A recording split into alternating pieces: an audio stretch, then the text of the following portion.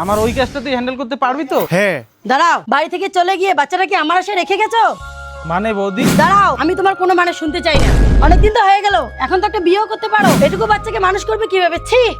দাদা এর মানেই যদি মনে কিছু না করো তাহলে একটা কথা বলি, এটা আমার দিদি। আমার দিদি তোমার মতো একজন মানুষকেই খুঁজতেছে, বিয়ে করবে আমার দিদিকে।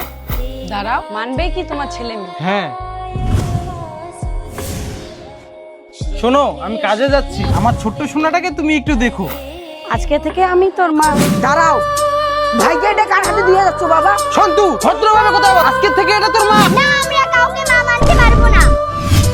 ওরা তো এখন বাচ্চা, দুদিন গেলে সব ঠিক হয়ে যাবে। ঠিক আছে।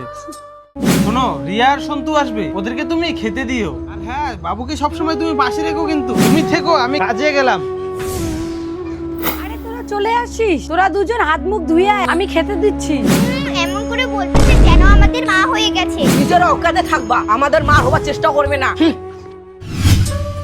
আরে দাদা, তুই স্কুলে যাবি না? কি হয়েছে তোর? তোর তো খুবই জ্বর এসেছে। এখন আমি কি করব? আজকে আমার পরীক্ষা, পরীক্ষা তো দিতেই লাগবে। বোন, আরে আজকে স্কুলে যায়নি, এখনো শুয়ে আছে। এর তো খুবই জ্বর এসেছে। বাবারে, তোরা তো এখনো আমাকে মা মানতে পারলি না। তোরা ভালো থাকিস। হে ভগবান, এই সংসারে মনে হয় তুমি আমাকে আর সুখ দিতে পারবে না, তাই কেউ আমাকে মেনে নিতে পারে না। মা, তুমি আমার ছেলেকে সুস্থ করে দাও ভগবান। মা, আমাদেরকে ছেড়ে যেও না মা, আমাদেরকে ক্ষমা করে দাও মা। না রে বাবা, তোদেরকে আমি অনেক ভালোবাসি।